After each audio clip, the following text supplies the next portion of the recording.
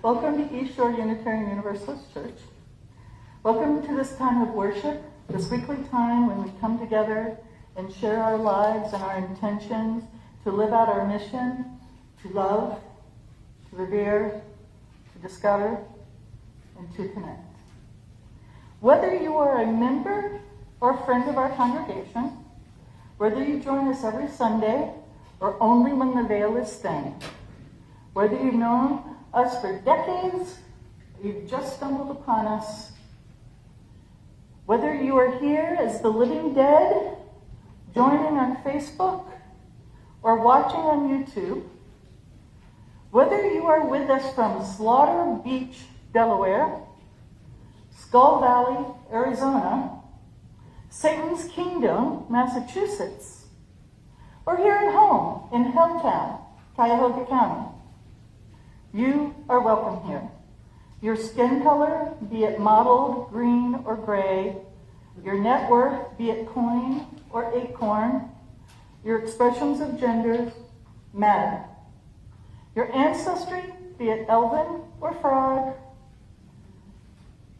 your political affiliations, be it the Wicked Witch or that Goody Two-Shoe one, matters. The spiritual journey you made on your way here matters.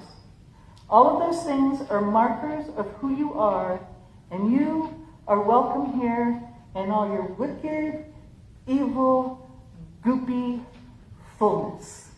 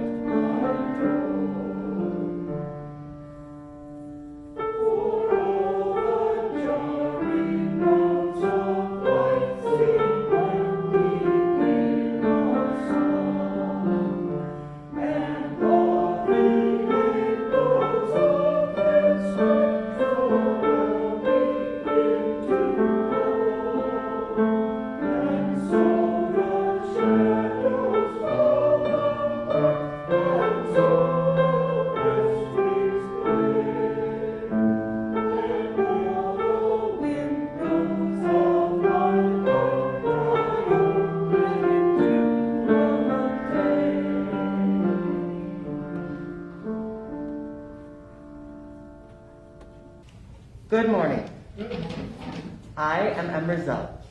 Today, we are lucky to be celebrating Halloween together on the actual day. As we approach sunset, some believe that the veil between the world of the dead and the living is getting thinner. At that time, after the setting sun and before it is dark, our ancestors can come and visit us, as well as other things. In Western cultures, most celebrate Halloween on October 31st. However, in some places, they celebrate on November 1st, or All Souls Day. In Poland, the day is called Zaduski. Families place lanterns, wreaths, and small gifts on the graves of their relatives in a solemn celebration. This tradition is also observed much closer to home. In all the Americas, people celebrate Dia de los Muertos, or Day of the Dead. Like in Poland, people visit the graves of their ancestors. They clean and repair the site, and then sit and share a meal with them. The sharing of meals with ancestors can be found in many diverse cultures, from China to Korea to Ireland. We find most of the traditions from Ireland, or the Celtic celebration of Samhain. Many of us set an extra plate on the table and share our meal with those who have come before.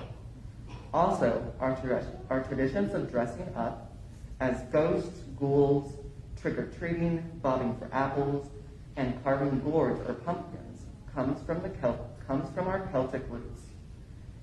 Though we do have to share our carving of pumpkins with other cultures as well. In Sardinia, they carve Concos de Muertos, which means heads of the dead. Not all Halloween celebrations are at the end of October or the beginning of November. In Nepal and Japan, they celebrate as early as August and September.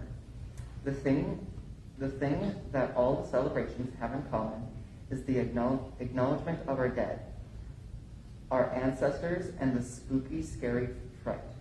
Today, let us start our celebration with our ancestors with a little bit of magic. Hi, I am Caleb Zoe.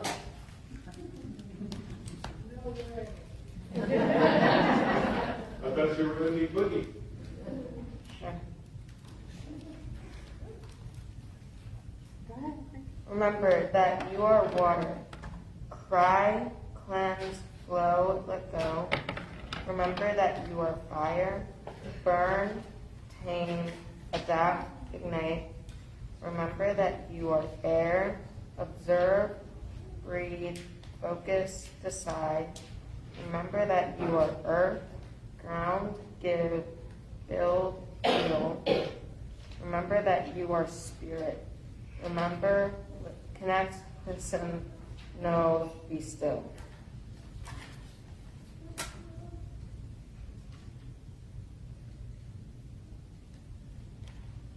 Now I'm going to play Scarborough Fair and Sorcerer's Apprentice.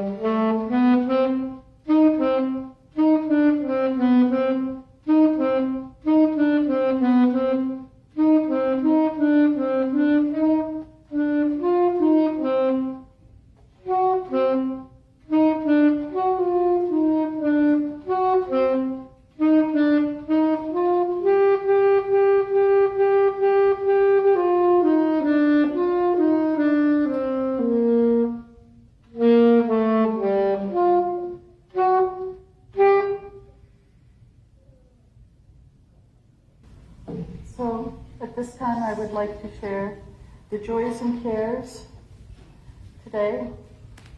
And we have a few. So first of all, I'm not sure who wrote this, but I have a feeling it was either a Prozac or Will Howard. I could be wrong. Oh, no, then I was wrong. So whoever it is, so let us know who wrote it. It says, grateful that we can all be here in person as a community. Let's pray for the success at the climate summit. Hence why I thought it was one of you guys. So, and Diane Seifert's mother, Suzanne Seifert, died peaceably on October 26th. Visitation is tomorrow at Schultz, Mahone, and Murphy Funeral Home on Mayfield Road in Lyndhurst from 5 to 7 p.m. Rose Bausch asks that you keep her friend Leonard Allen in your thoughts. He recently lost both his wife and his mother to the coronavirus. That one was a hard one to say.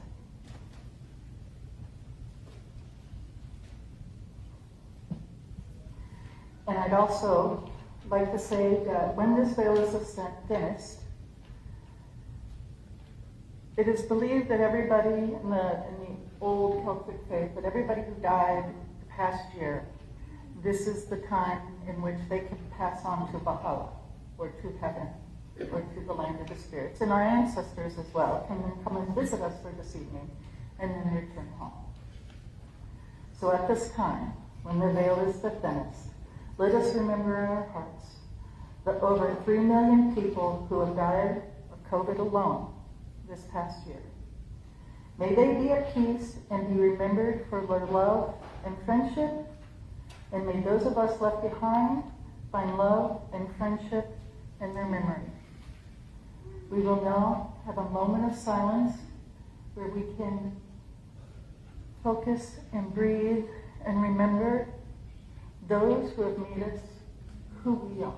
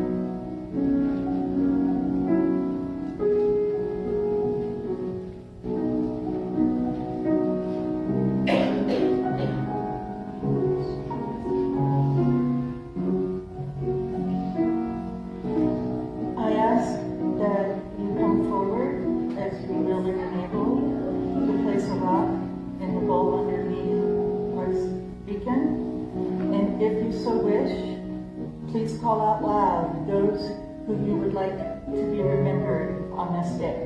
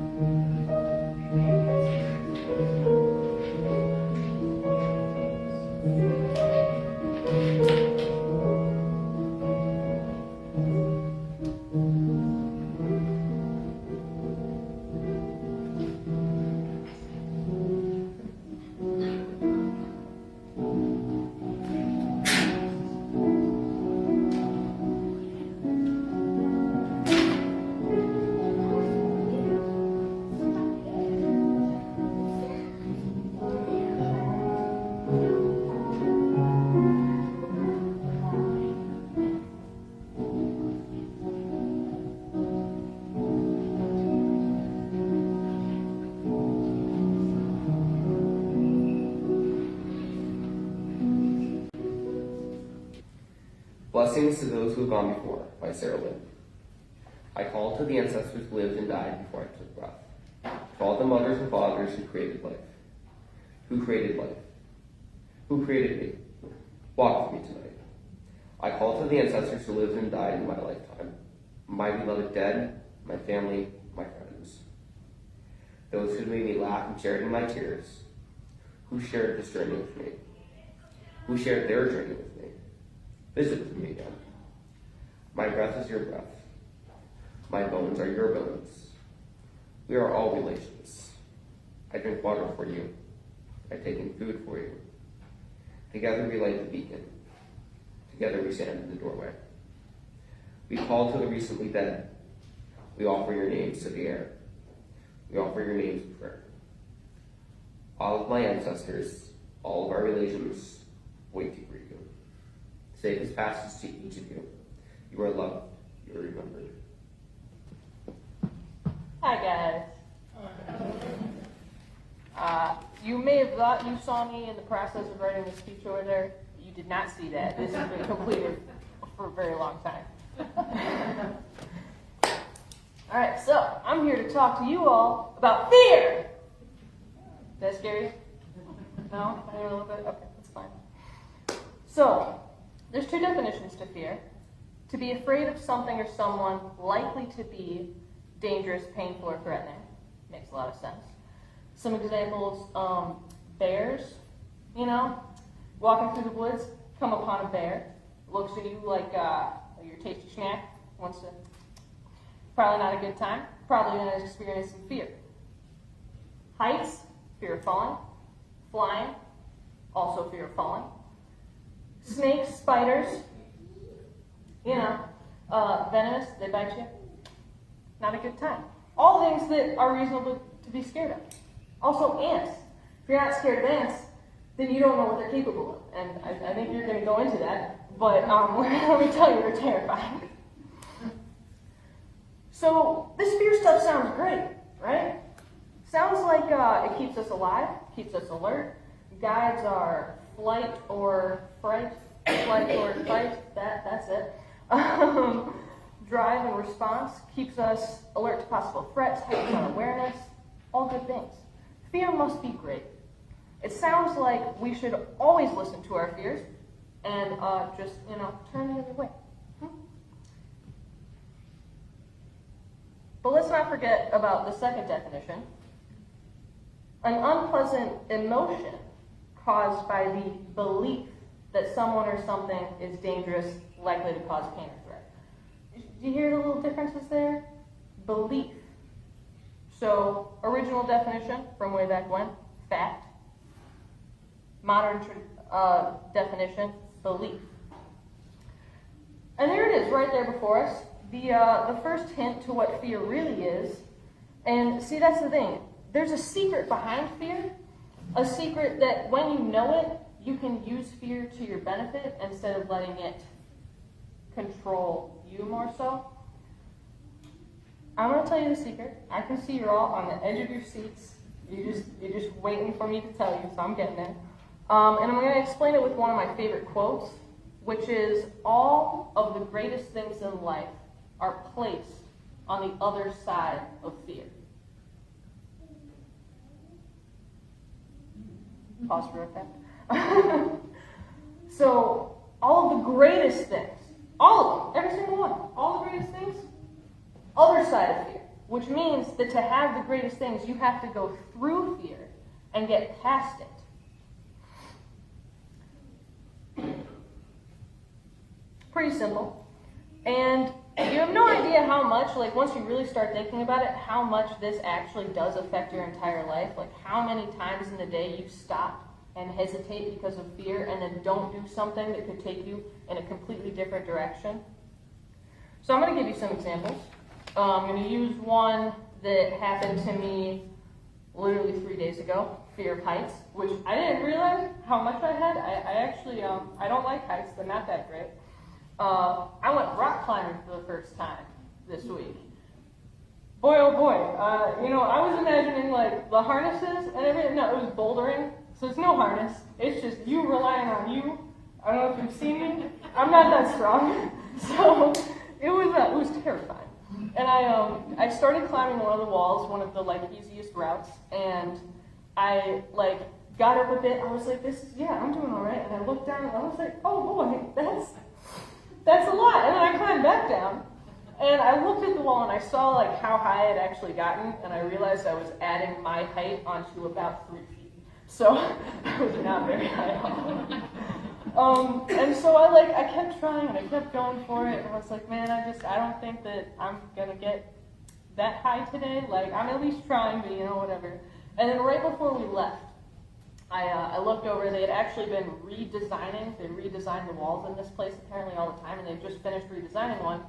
And there was a route that was rated easier, but it takes you up 15 feet, and it's a top-out route. So you have to climb, like not just to the top and then back down, but climb to the top and then pull yourself up, reach out and grab the ledge, and climb over the wall. And I was like, that's a lot, but I'm going to do it.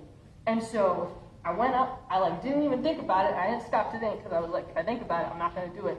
And I went up to it, started climbing it, got to the top, felt my heart do the little and I was like, looked down, I was like, oh boy, it's too late to turn back, all right. And so I pulled myself up, and my arms were like, we're not meant for this. I was like, that's fine, just deal with it. And I climbed over, and it was so fantastic. I felt so freaking cool. I was like, anybody else see that? I climbed that wall.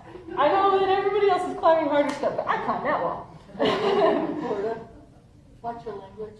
I said freaking. Oh, okay. Don't worry, I know, I'm being careful.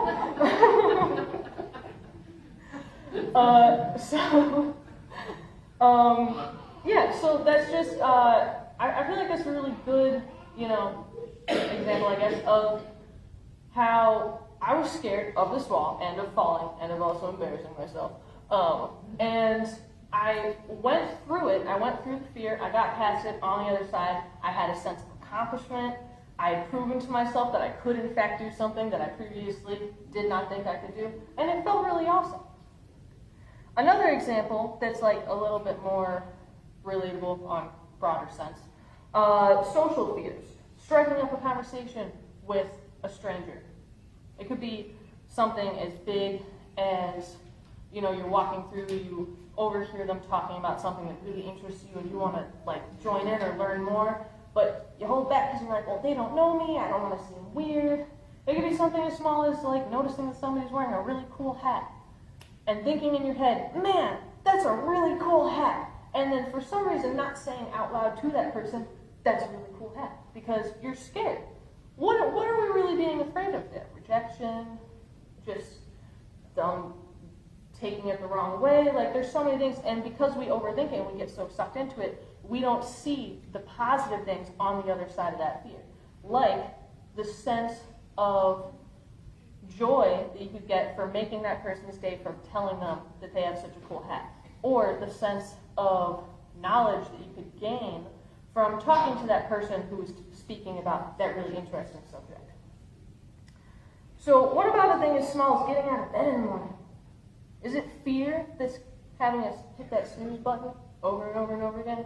Because we don't want to start the day because we're tired, Is that really fear that's hiding behind that? What's the worst thing that could happen if we just actually got up first thing? I'm not going to say that I get up first thing. I hit snooze a lot. I'm very guilty of that. I'm just saying it's something to think about. There's a lot of things that fear could be hiding, So what if you embrace fear? What if you seek out this discomfort? What if you seek out fear and you try to find it and look for it with a sense of hunger, because you know that once you find that fear, that means there's something great just waiting right on the other side, and then you just plow through it, and then you're there. So I'm challenging you all this week to do one thing every day that scares you. No matter how big or small it is. It could be the tiniest thing. It could be buying somebody else's coffee at a coffee shop. Very small. But a lot of us would have a little apprehension. It's like, oh, I don't want them to take it the wrong way. How are they going to take it the wrong way? It's a free coffee.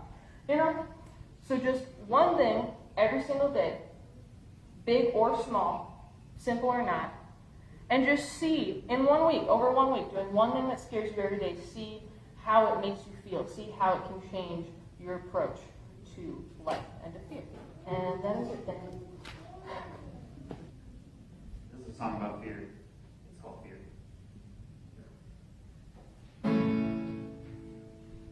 All my life, been running from a pain in me, a feeling I don't understand, holding me down.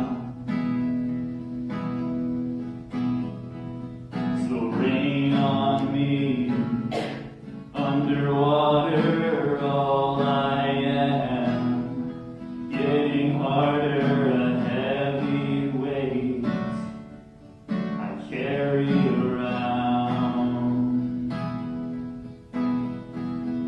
Today, I don't have to fall apart, I don't have to look afraid, I don't have to let the damage consume me, my shadow see through me, 'cause fear in itself will reel you in, spit you out over and over again. Believe in yourself and you will walk. Fear in itself will use you up, break you down like you were never enough. Yeah, I used to fall, now I get back up. I'm up here, I'm looking at the way down there, and I'm staring through the I don't care. It's staring back at me.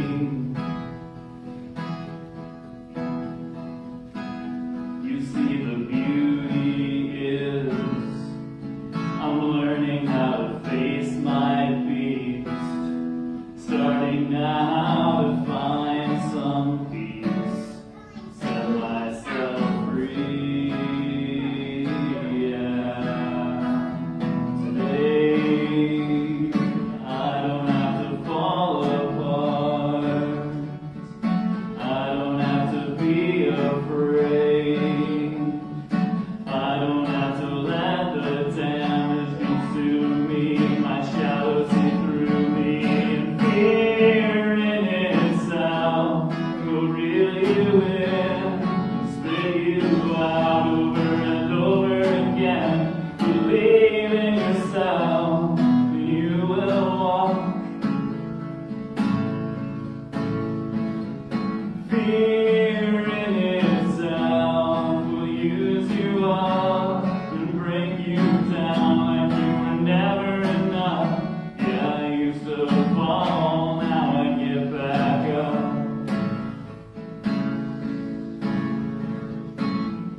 Yeah, I used to fall, now I get back up.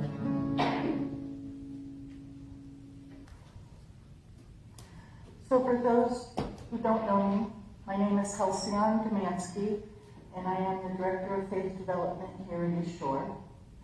And the lovely woman that was up here, or what's his name? What, Guy?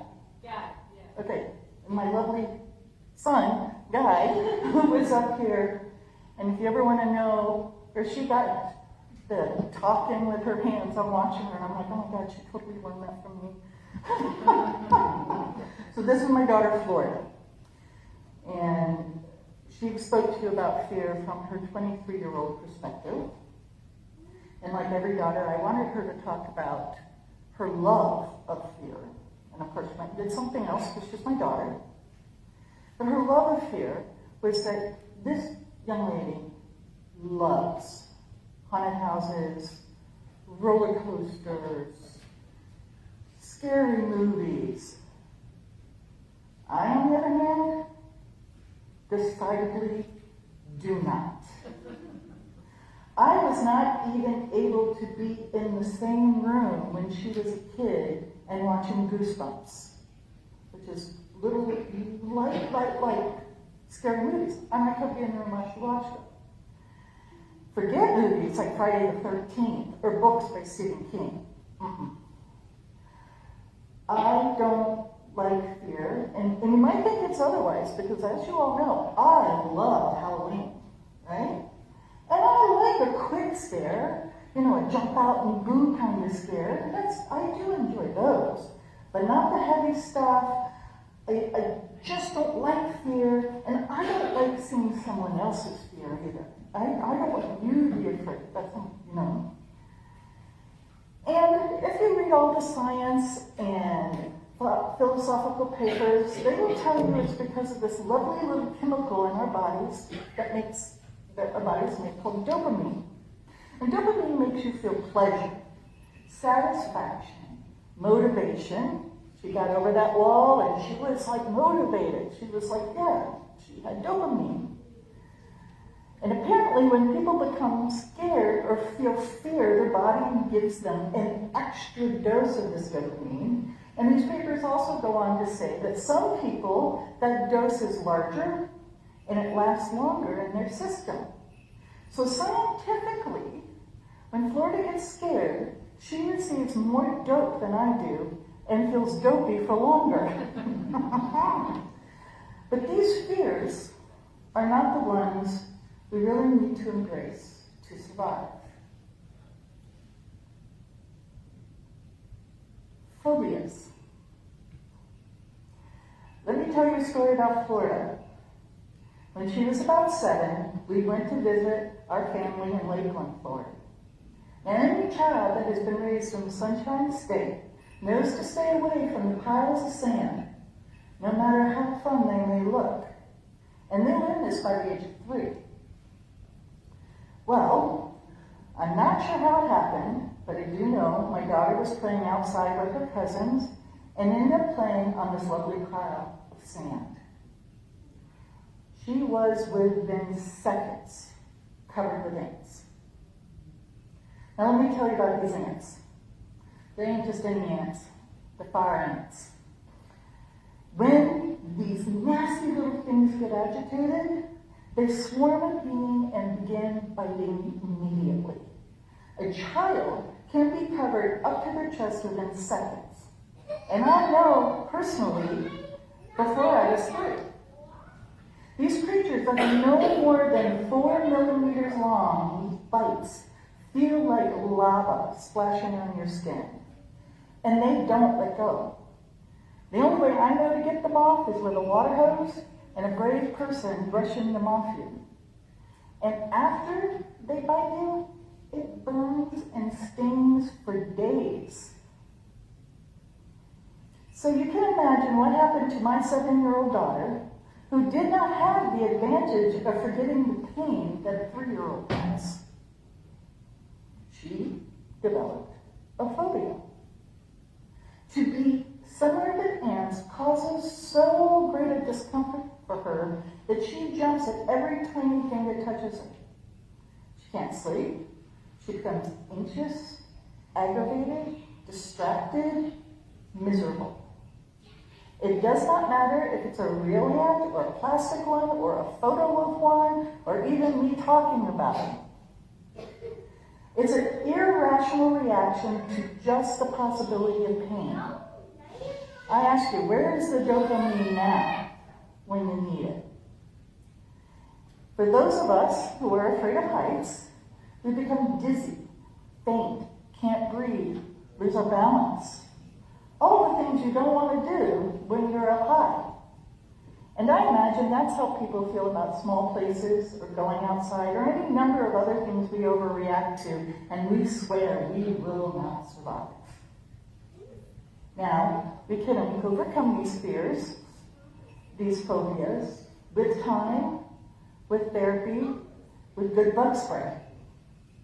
But again, we don't really need to embrace them in order to survive them. The last fear I want to talk about doesn't really have a name. It is something that is a part of life, or it is a disaster. It can be as quick as someone's last breath, as terrifying as a hurricane, level 5 hurricane or tsunami, or as long-running as a disease. It drowns us in molasses, divides a nation, devastates a race, snows for 2 years. It has no name, only a response, or maybe a result. It is devastating. Each generation is ripped anew by it. It takes away our security, our safety, our peace of mind, our confidence. It picks us up, whips us around, bangs our head on the ground repeatedly, and then tosses us in the garbage heap. It is a thing that fills us with regret, makes us so unreasonably angry that the holy of us become mean, gives us PTSD, makes us turn to substance abuse, fuels anxiety and depression, and unfortunately, it cannot be avoided. No one escapes it. It is the fear we need to embrace to survive. Right now, we are all in one way or another overwhelmed by fear. And that's okay. There are people in this room who have experienced this fear before, at least once, and some twice or more. And those people don't have horrible luck or made bad decisions. They just live longer than us or others. And it is to them that we need to look to learn how to embrace these fears in order to survive. I don't know who told this story, so forgive me if I get the details wrong. But Joyce Harden, and for those of you who don't know Joyce Harden, this woman sweats love. It just oozes out of her pores love. She is just one of those people. So Joyce Harden's children, or grandchildren, I can't remember, were going to visit her at the very beginning of COVID, and they apologized that they had to stay distant and wear masks. And they asked her if she was okay, or was she worried? And she responded, and I do paraphrase, "I survived the 1819 pandemic, 2 world wars, giving birth in the turn of the century. I'm fine." Why was she fine? She embraced her fears, and then she survived them. So how do we do this? Well, we give ourselves time, lots and lots of time. We give each other time, lots and lots of time. We allow ourselves and others to be sad, angry, frustrated, lost. We remind ourselves and others to not be destructive. We learn, we grow, we change, and believe it or not, we do not dwell. This is one thing our ancestors got right that we somehow forgot. That whole thing about, if you see the image over and over and over again, it'll make it easier. No, it really doesn't. It might make you numb because you're getting numb because it's so overwhelming. Not to dwell. We don't need to go and look at the statistics every day on a disaster. It doesn't do us any good. It doesn't mean we don't keep up to date. It doesn't mean we don't stay knowledgeable. But we don't dwell. They did not dwell in the past. And it could be that was the culture back then, or it could simply be because they didn't have time to do so. And these are people who got up before dawn and worked until after dusk because there was simply too much to do and there were no grocery stores. I personally know the power of time, and most of us here do. I know the value of embracing all the powerful emotions so that I may survive them. Most of us do. Most of us have buried a loved one. We know what it is to embrace those emotions and to embrace those fears. So hi, my name's Halcyon Demansky. I have survived 3 riots, drive-by shootings, giving birth, the turn of the century, and I'm fine. I will survive this COVID fear. I will look to my elders and ancestors, those that rebuilt cities, replanted crops, became motivated to research vaccines. I will not, well.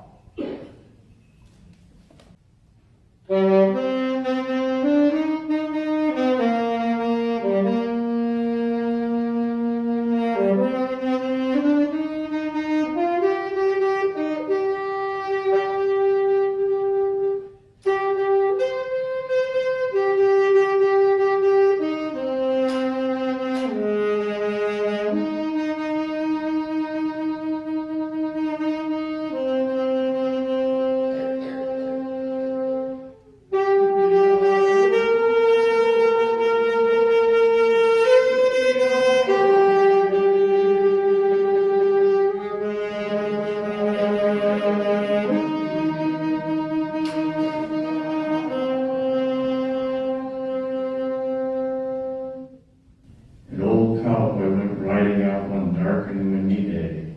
Upon a ridge he rested as he went along his way. And all at once a mighty herd of red-eyed cows he saw, plowing through the ragged skies and up a cloudy draw. Yippee-yi-o, yippee-yi-ay, ghost riders in the sky. Their brands were still on fire, and their hoods were made of steel.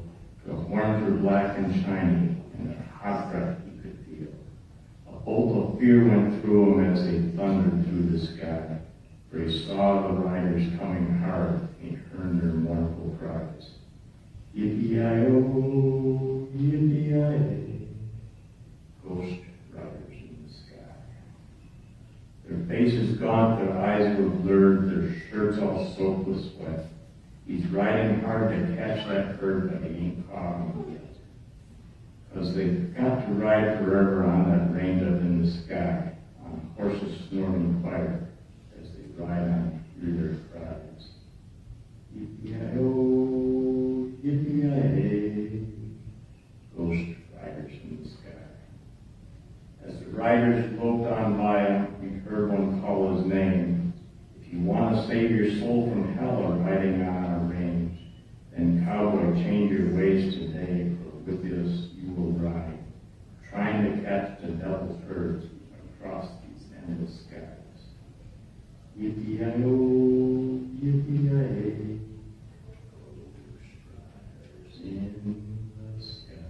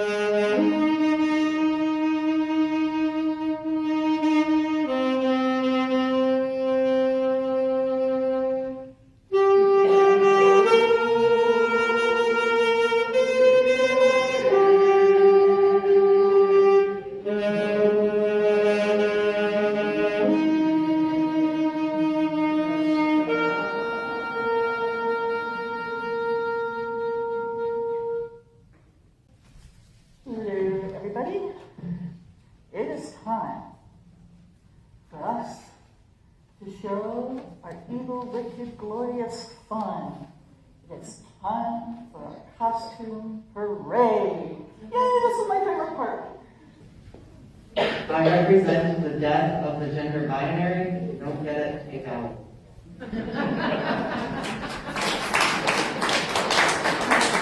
I am a conservative's worst nightmare. I'm a messy vampire.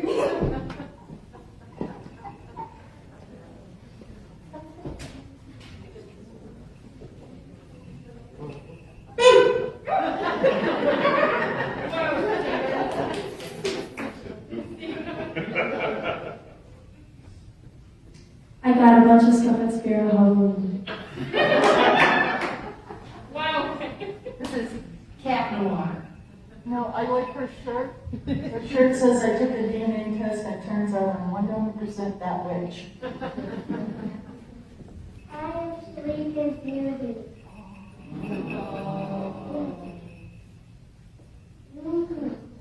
You're a unicorn? Oh, that's beautiful. Can you parade for us?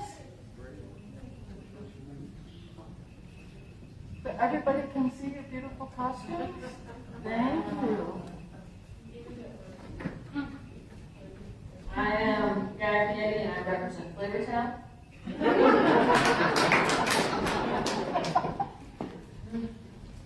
Hi there, my name is Ted, but most people call me the man in the yellow hat. And this curious little guy is named Kirtland.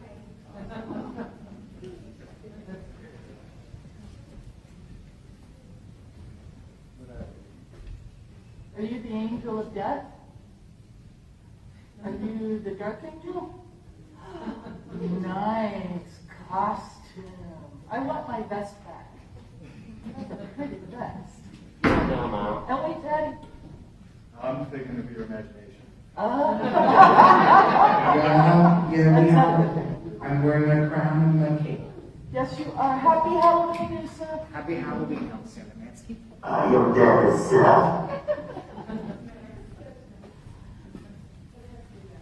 I'm Larry Fire. Arr! Steampunk vampire. She said steampunk vampire. A creepy boss called the puppeteer. Say it louder. A creepy boss called the puppeteer.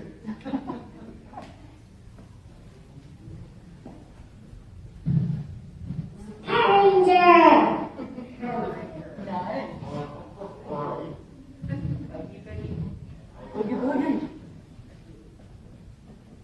Behold, Unitarians, I am a culture appropriator.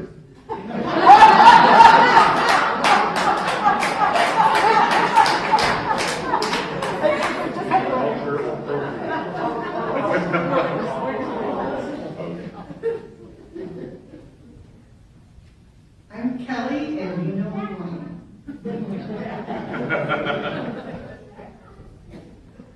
Oh, there's more. Oh, yes.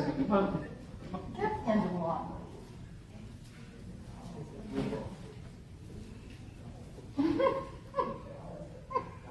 Exterminate!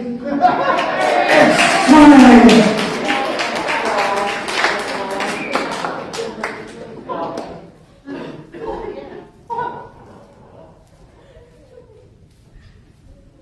I'm a wizard. Spider-Girl. I'm a pirate.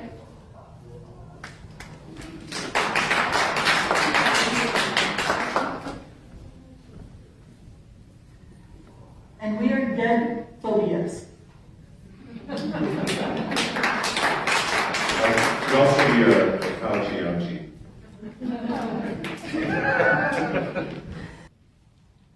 At this time, we would ask you to be like our ancestors.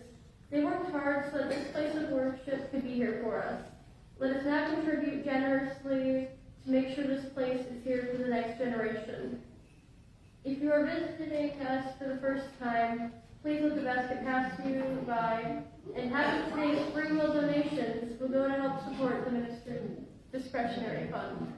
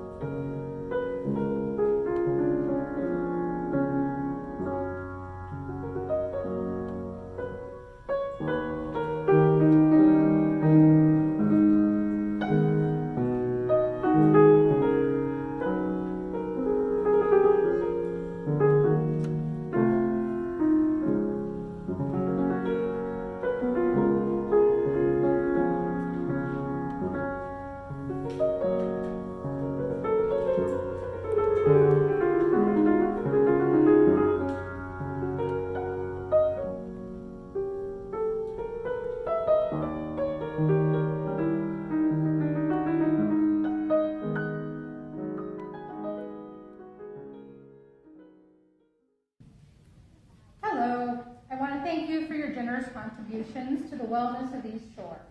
Your gifts demonstrate your stewardship of our church and make it possible to live out our values, to love, revere, discover, and connect.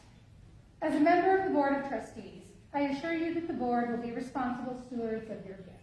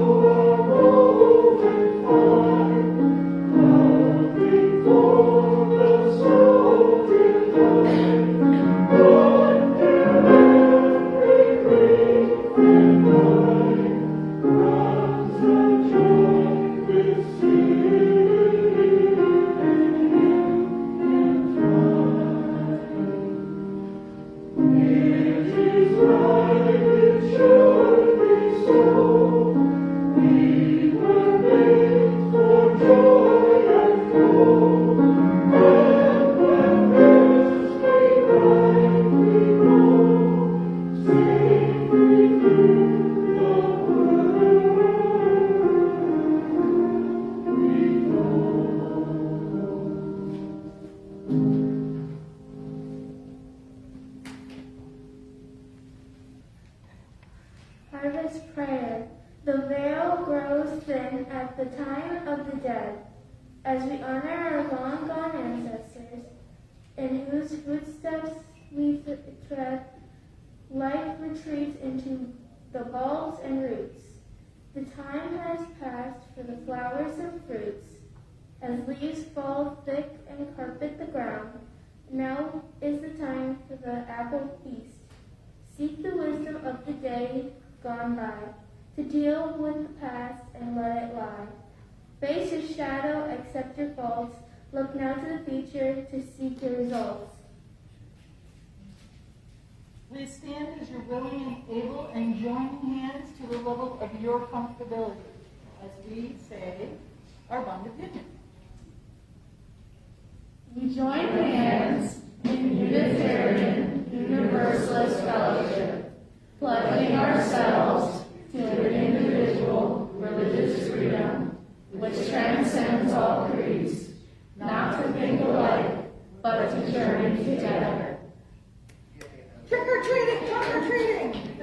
Bye, internet friends.